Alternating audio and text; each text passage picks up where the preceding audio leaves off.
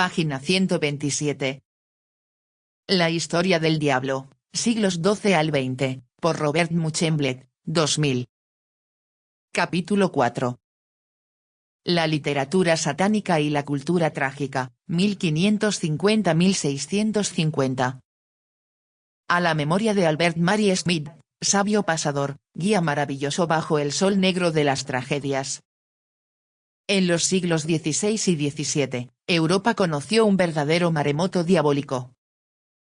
Jamás la figura del príncipe de las tinieblas había tenido una importancia semejante en la representación imaginaria occidental. Y jamás la volvería a tener en lo sucesivo. El fenómeno superaba el marco religioso para involucrar todos los aspectos de la vida. Una mirada retrospectiva destinada a intentar comprenderlo mejor debe tener en cuenta esta globalidad, pues ella da a la creencia en el demonio el valor de un mito cósmico explicativo. Algo importante había cambiado en lo más recóndito de las sociedades del viejo mundo. Atormentadas, angustiadas y desestabilizadas por fenómenos inauditos, como el descubrimiento de los pueblos de un continente ignorado o el terrible impacto de las reformas, las sociedades buscaban un sentido para explicar la existencia humana y los peligros espantosos que la acechaban. Bajo la lava ardiente de las intolerancias y a pesar de los enfrentamientos hostiles de todo tipo, Occidente construía su identidad colectiva. Mientras que sus poblaciones laboriosas permanecían masivamente aferradas a una visión mágica del universo, sus dirigentes, sus pensadores, sus artistas inventaban formas nuevas de unidad.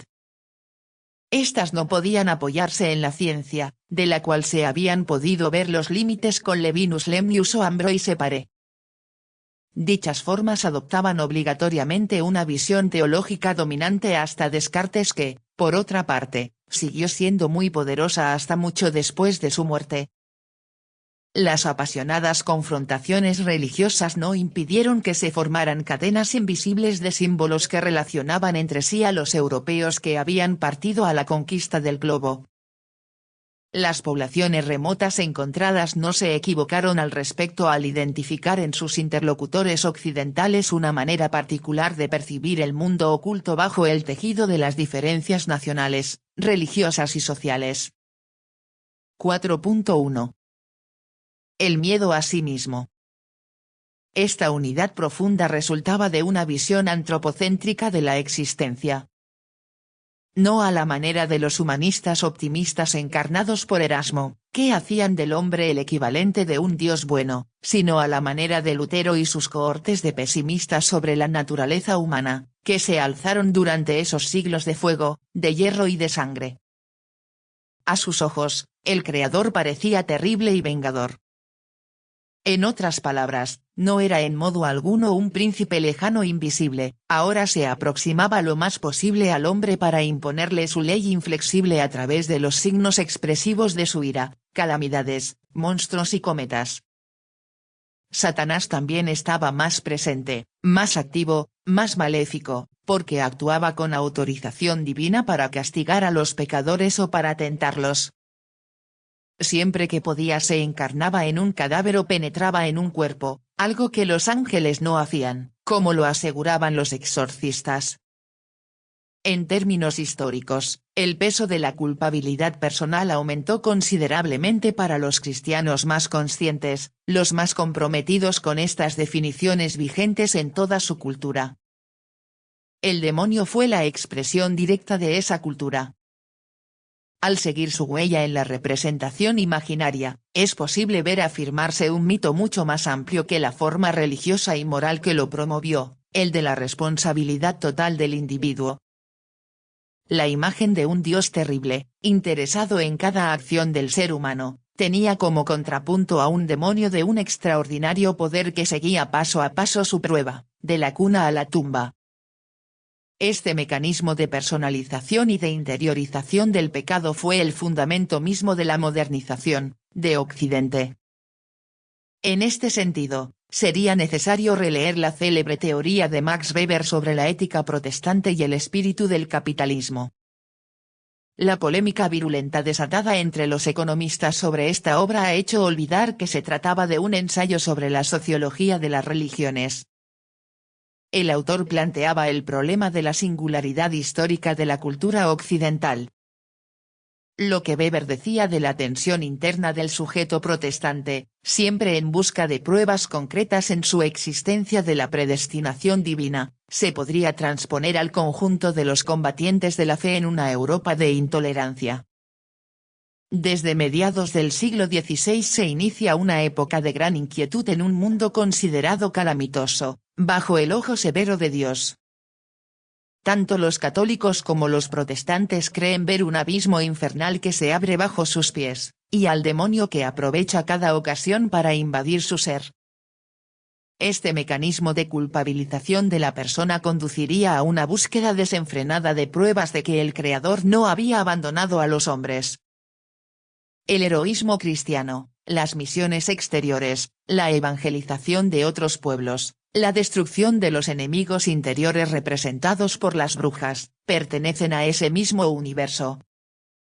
La duda que atormentaba a estos seres fue con frecuencia un motor poderoso de su acción y, además, los condujo hacia el camino de la civilización de las costumbres, que Norbert Elias relacionó estrechamente con el dinamismo de Occidente. Sobre esta trama, la redefinición de las fronteras entre el hombre y el animal, operada a fines de la Edad Media, había preparado el terreno para la revolución del cuerpo descrita en el capítulo precedente. En las regiones protestantes, como en los países católicos, la sexualidad se consideraba encuadrada en los límites estrechos de la religión y la moral, pero también de la medicina y del derecho criminal. El miedo a los monstruos, nacidos de uniones contra natura, pertenecía a esta lógica de interdicción de toda relación sexual extramatrimonial. El lazo familiar y social se consolidaba bajo la tutela conjunta de los padres, los maridos y los representantes de las autoridades religiosas y civiles. El trasfondo del asunto se encontraba en la reafirmación de las cadenas de autoridad, a través de la tutela ejercida sobre las mujeres. Desde el terrible mito satánico de la brujería hasta las infamias más corrientes a que se prestaban sus cuerpos insaciables, las mujeres eran consideradas las desorganizadoras del mundo, ellas las que provocan desorden y tragedias. Por consiguiente, era necesario controlarlas con el máximo rigor. El sexo prohibido, las mujeres vigiladas, estos temas proclamaban que lo esencial sucedía en la esfera del cuerpo. Hasta que se alcanzó el autocontrol propiamente dicho, lentamente realizado en la corte y en los grupos urbanos superiores a partir del segundo tercio del siglo XVII, el miedo a sí mismo fue el motor principal de la evolución entre los años 1550 y 1650. Atemorizar para educar habría podido ser la divisa de esa época. El discurso de las iglesias no bastaba, como tampoco el de la justicia criminal, a pesar de sus espectaculares escenificaciones. En realidad, la representación imaginaria occidental en este dominio la forjaron varias generaciones de escritores con un público creciente, sin llegar jamás muy profundamente a las propias masas populares. Esta cultura trágica encontró nuevas vías de penetración a través del arte, y sobre todo de un tipo de literatura dominada por la figura demoníaca, tanto en la Alemania protestante como en la Francia católica.